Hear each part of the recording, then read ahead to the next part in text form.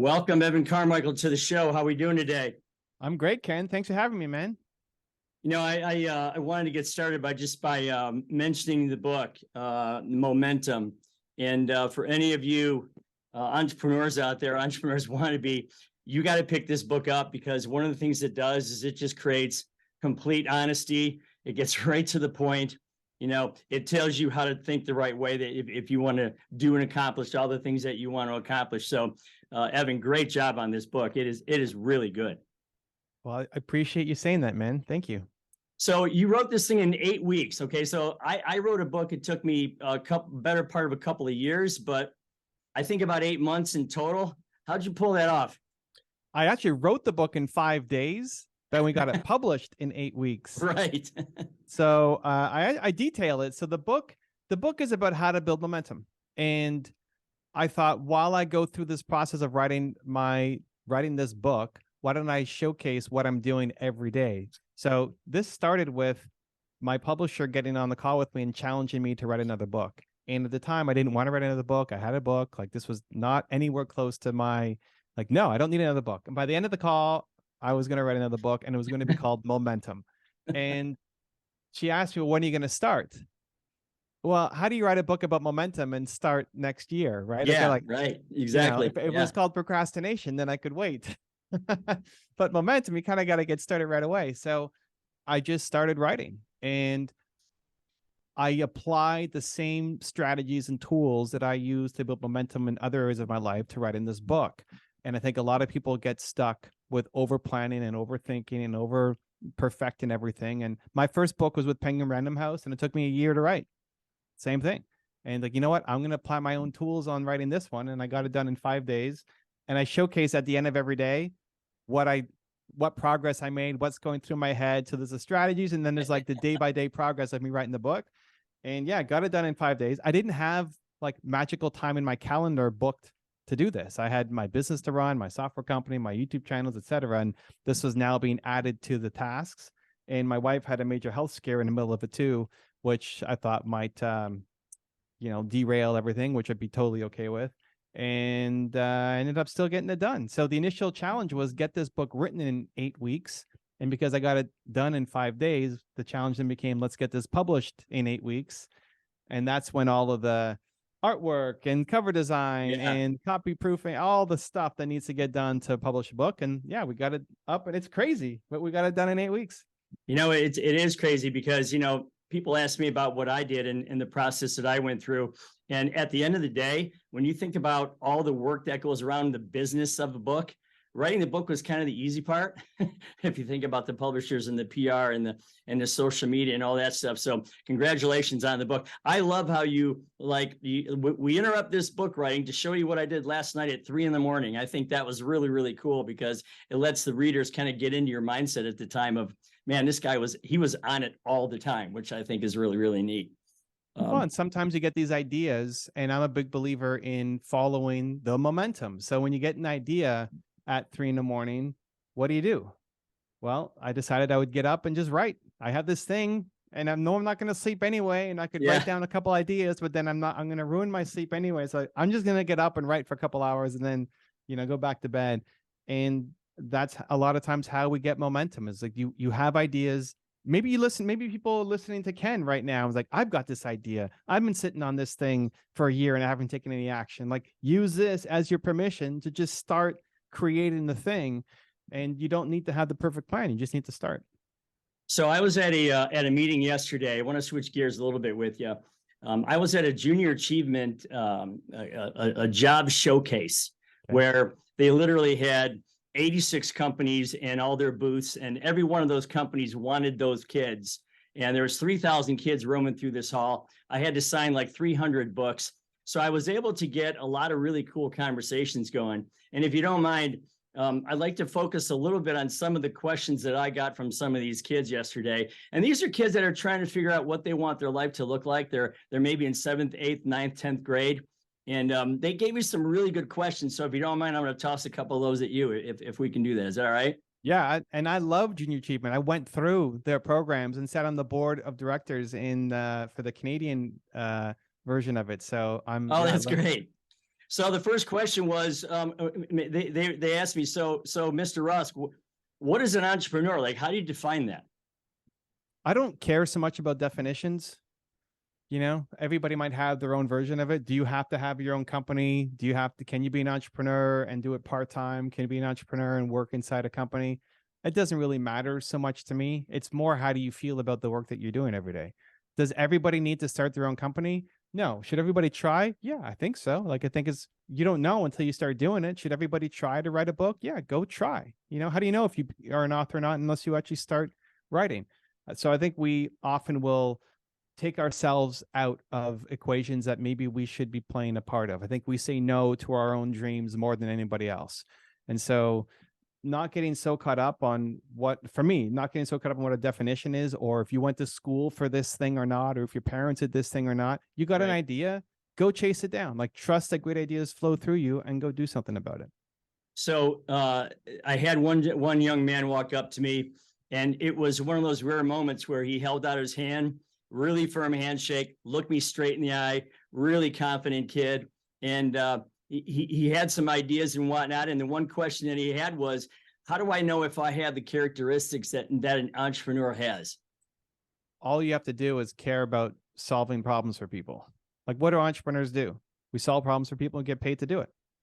So do you care enough about helping people, serving people, solving problems for them? And if you do that, then you could be a great entrepreneur. And when did you first know this was in your I don't want to say DNA, because I think characteristics come out of entrepreneurs once they have a reason why. I think anyone can be an entrepreneur if they have a really strong reason for, what happens if they do become an entrepreneur. What are they going to do? When did you first click that into your mind? It's funny because thinking back, I mean, I went through Junior Achievement and I excelled through their programs, but I never thought I would be an entrepreneur because growing up, I'm 42 years old.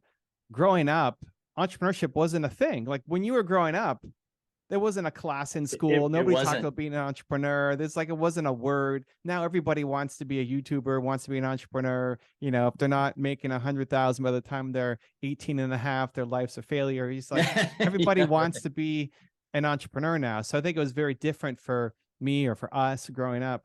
I had a lot of entrepreneurial tendencies. So selling baseball cards and going to trade shows and sell something for, buy something for 10 cents and sell it for $2, like doing that every weekend kind of thing. And so I really enjoyed that side. And then Junior Achievement gave me great opportunities to do their company program and business basic program. And I excelled through those things, but I still thought I wanted to be a VP at a bank. Like, at high school yearbook, where are you going to be in 10 years? VP at a bank. Yeah. Because there just wasn't, you had to be kind of crazy to be an entrepreneur. It meant you were unemployable, basically. Yeah. So things have changed a lot in the past, 30 years, which is amazing. But it was really when I went to university, connected with two people who had started a business, and I had to make the choice between, do I take my dream job in investment banking and make 6 figures out of college, or own 30% of a company and make $300 a month and start the startup life? Right. And that was actually the hardest decision of my life. And I ended up deciding, you know what, I would rather know and fail than not know. Even if the most likely outcome is it's not going to work, I need to at least know so that I don't get to be an old man. And for me, an old man was 40, now that I'm 42. Yeah. I say that. But like, when I'm 40 and life is finished and it's over, I'm going to regret looking back on this decision and not at least trying. So that's when I started officially being an entrepreneur as my main thing. And it was hard. Some of the worst days of my life. Eventually we had an exit, and things turned around. But it's just paying attention to the things that make you come alive. Like, I came alive selling baseball cards. Is that changing the world? Is that going to make me a millionaire? No, but like, there's the seeds of that process of buying something and connecting with people and selling something that was in me. And luckily I found my path, because I think a lot of people get stuck down traditional routes that may not be the best fits. That's so right. I remember one of my first moments of being an entrepreneur was when I started a landscaping company with me and my 2 buddies. And I remember that I had 2 of my friends in the front yard of this house, and I was paying them like $5 an hour, which they were happy to get, but I was charging the customer $8 an hour. And there was that difference of, I'm out at another job doing something else, making money elsewhere. And I'm thinking, man, this is so cool. I'm like making money here and I'm making money over there. This is just fantastic. And that was one of the things. So one of the questions I got yesterday was, can you feel like you're an entrepreneur, but not necessarily know what product or service it is that you want to sell yet? Yeah, I think a lot of times the first thing that you sell isn't the thing that you end up making millions with or changing the world with, right? I mean, you started in landscaping, it's not what you're doing right now. I started in baseball cards and garage sales. Like, that's not what I'm doing right now.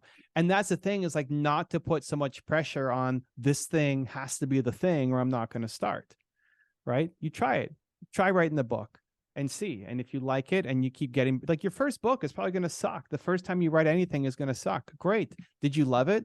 Because if you love it, you can keep refining and getting better and honing the skills so that you can become a world-class author. Did you hate it? Cool. Move on to go do something else. I think that's part of the process, is paying more attention, not to how well you're doing or what the results are, but did you love the actual process of it? Because if you're doing something just trying to make money, you're going to lose. But if you actually love the process of doing it, you end up winning and making tons of money too. Yeah. And that kind of leads to the next one, because I had a gal say to me, I have a couple of different interests. I know that I want to work for myself. But one of my interests, it's great because I love it, but it may not be a money maker. It may not be a money generator. Is it all right to be an entrepreneur and not be 100% passionate about the product that you're selling? Can you still do that? I don't think you win when you're not excited about the thing that you're selling, especially as an entrepreneur. I mean, could you find little pockets of opportunities? Of course.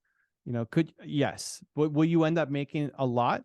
No, because you're going up against people who love doing that thing. If you're trying to write a book and make a lot of money with it, well, you don't usually make a lot of money with books, but that's right. Yeah, I hear you there. Like, you're going up against people who actually love doing it. If you're starting an interview show or podcast, you better love talking to people, because you're going up against people who actually love doing that thing. And so you could find little micro pockets of opportunity, but I think long-term, you're not going to win because you're going up against people who actually do love it. Also, I think a lot of people have no idea how their thing could turn into money, right? If I love making videos, I never thought this would be a career. Right. Yeah. I'm sitting here making videos, and that turns into a business that we have 42 people on the team now, right? It's like, that's crazy. I never thought that would be possible. So you never know, you never know. People thought, oh, video games are a waste of time, but there's people making 7 figures playing video games, streaming video games, making video game content. And it makes me wish I kept going with my Super Mario career. I might have turned it into something. So it's like, we judge these things that, oh, it'll never make money. How do you know what will make money? Sure. Right. But if you're passionate about something, you get to be world-class at something and great at something. I think the only way to become world-class great is to love the thing that you're doing. And if you become world-class great at something, then opportunities open up, because there's always room for quality at the top. So I get exactly what you're saying about making money with books, because my world was really good before I wrote my book, and I didn't do it to make money. And thank God, because even though it was a bestseller, it isn't a way to make a lot of money, that's for sure. Especially when you're up against guys like James Patterson and everybody else who sell hundreds of millions of books, and it's like that's their whole universe, right? So when you talk about being an entrepreneur and getting that first step. So one of the answers that I gave to the kids yesterday was, I think if you're passionate about gathering the people around you and seeing them win along with you as you're winning, creating entrepreneurs within your organization, then yes, you can have a product that isn't exactly like Ferraris or diamonds or whatever. As long as you're passionate about the process of what you do every day. I sell basement waterproofing for a living. I've dug ditches for the last 37 years, but Evan, we sell a lot of we dig a lot of ditches. So, I mean, it's been really good. But it wasn't my first choice. I mean, I would rather have been a race car driver. Okay. But I love the process of building people around me and then creating, that environment for people to be healthy in their homes and whatever. So, can you talk a little bit about the team and how you feel about creating a team around you and how that works? Well, teams are critical to grow, and not everybody, like most small businesses, are just a solopreneur. But if you want to scale and grow, then you have to be able to work with a team, and you have to like managing people. A lot of people Correct. don't like managing people. They like just being by themselves.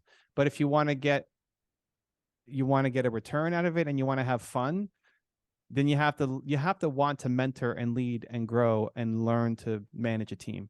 I think you've got to first be connected. Like for you, you might not love digging ditches, but you got to connect to the mission of like, hey, this is for somebody. This is for somebody's home. We're making people healthier. We're helping people's lives. Like you have to connect to why you're doing the work. If you don't enjoy the actual like digging ditches, or you connect to like, hey, this is a good workout and I'm getting some vitamin D while we're doing this. Yeah, right. Exactly. But a lot of people have a hard time moving from digging ditches to then being the person who manages 50 people who are digging ditches. And you have to love people, training them. You have to love mentoring them. Like even you going and volunteering to talk to the junior achievement kids speaks to your willingness to mentor and train and guide and just try to give back, right? That's what you have to be doing for your team. You're basically a little further ahead than them, and you become an almost father figure or uncle or older brother, depending on the age gap between you and the people on your team, to help them become better humans. You know, the goal is they become better humans when they're with you. They're not just collecting a paycheck.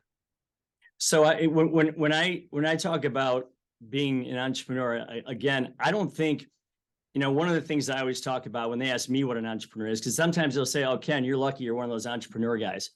And I always push back and I say, okay, here's a crayon and a piece of paper. Draw entrepreneur for me, okay? Because you can't. You really can't draw that specific thing. Now, being an entrepreneur at something, that's a whole nother scenario. What I talk about is the fact that I think there's a lot of characteristics like, persistence, resilience, initiative, faith, generosity, humility, vision, all those types of things. And once you have a reason why those characteristics come out, when you think of an entrepreneur, what do you think, if you were going to mentor a young person, what do you think the one or two or three characteristics that you'd really want to see in somebody is before you said, you know what? Yeah, I think they're gonna make it happen no matter what. I think there's some characteristics to winning. So a lot of the ones that you mentioned too, like persistence and dedication and hard work, is like that is definitely needed for our entrepreneurs. And they're just characteristics of winning. Like you could win and not be an entrepreneur and have persistence and dedication and faith and hard work. I think to succeed as an entrepreneur, you have to want to make something different for your life and for others, because there's always a path that's laid out for you. If you're talking to kids, like your parents have an ideal plan for you. They would love for you to go and do blank. In your school and guidance counselors, there's these very easy laid out plans of what you're supposed to do. You go to school and then you go to college and then you get a job, and or you don't go to college and you follow in like family footsteps and whatever it is. But there's very easy paths to follow for your career, where being an entrepreneur usually means you have to step far outside those predetermined paths for you. And that's hard. When nobody in your family has done it, and when you don't have role models or mentors or people like you to talk to, that's really, really hard to step outside those predetermined paths. And that's what an entrepreneur is willing to do, is like not get stuck in the grooves that have been laid out for them, and they're going to set a new path for themselves. It doesn't mean they'll be super successful. There's lots of entrepreneurs who are below the poverty line, or like just making enough money, or it's just them and they're just getting by. Like most entrepreneurs are not mega wealthy, but they're doing it because they just want to create their own path for themselves and for the people around them. So the toughest question that I got yesterday, Evan, which I'd love to hear your thoughts on. I had a few people say, my parents tell me that the only way I'm ever going to be successful is if I go to college, whether I want to go or not. And they know that these kids are smart. They know that people are coming out of school with a lot of debt and no job prospect because it wasn't a specific career for a specific end, like being a doctor or being a lawyer or whatever. And they're seeing this happen. And yet their parents are still like, well, we're just kind of pre-programmed to send you to college because that's how we're supposed to finish you off in parenting skills, right? So how would you recommend they talk to their parents and tell them, I think I'm meant to be this person. I think I'm meant to, build houses, or I'm meant to be a plumber or a carpenter or an electrician or a baker or own my own flower shop. How would you recommend they talk to their parents in that specific area? So it starts for me, not the how, but the why. Why is it so important to you? Are they doing the thing that you want to do? And if yes, then their advice is pretty practical. And if no, then their advice is meaningless. Right. Like, are they living their best life? Are they entrepreneurs? Are they doing the thing that is your dream? And if yes, then yeah, you should listen to them. And college is still if you want to be a doctor, you better go to college, because you're not going to be doing open heart surgery on people with a high school diploma, right? So like, there are some paths that it totally makes sense for. But have the people, whether parents or otherwise, have they done the thing that you're trying to do? And if they haven't, then their advice is not very meaningful to you. And just understanding that first point as the why. Next is, if you talk about how to have the difficult conversation, well, part of it is students, kids, teens, whatever, they want to go do their own life, but they also want their parents to pay for it. Mm-hmm. So I want to go and be an entrepreneur, but I still want to live at home, and I want you to pay for my lifestyle. Right. So it's the willingness to then you're now wanting to make an adult decision. And this is the point that people go through, right? It's like, hey, if you're under my roof, then you have some certain rules that you have to abide by. And that might be fair. That might not be fair, but you could always leave. It doesn't mean that you have to yell at your parents or say, why don't you support me, or cause a big fight, but you have to be willing to then make adult decisions. So this is the first adult decision a lot of people have to go through, is what do I do after high school? Do I go to college? Do I go do my own thing? Do I take a year off?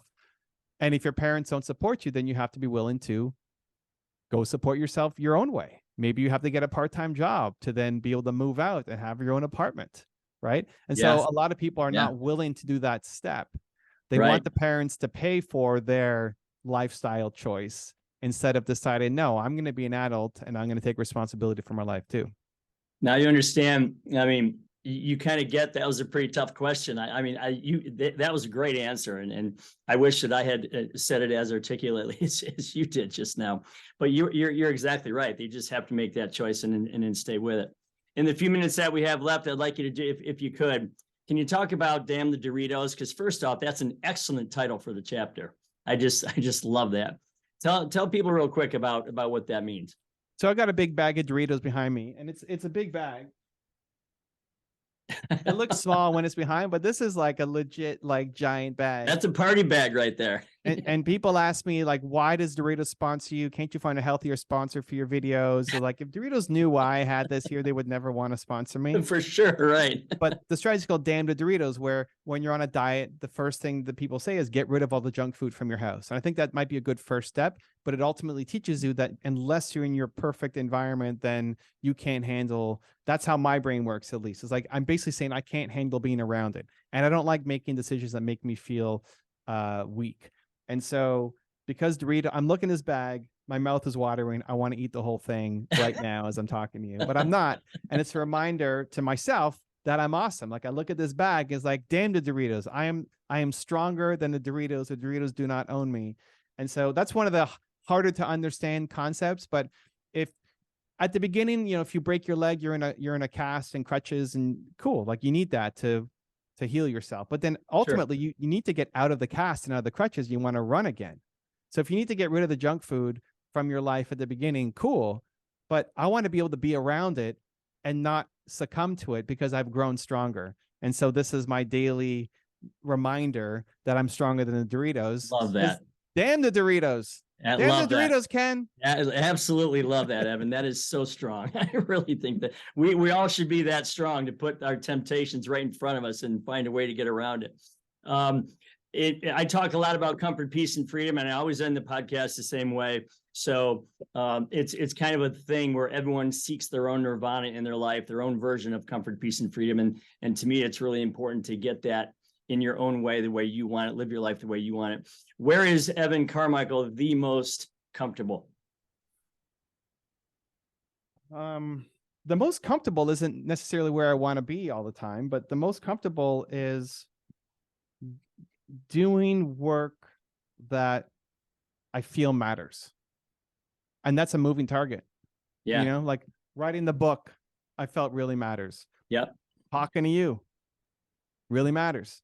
Making my YouTube videos really matters. And if ever I feel like it doesn't matter anymore, I'm going to just stop doing that and go on to do something else, because I think everybody wants to wake up and feel like they're going to do something that matters today. Beautiful. If you're looking for peace, like I'm done with this, I got to get away from everybody, I got to turn off the phones, where do you go to find, okay, this is peace. This is peace time for Evan? I'll walk outside solo or with my wife. Beautiful.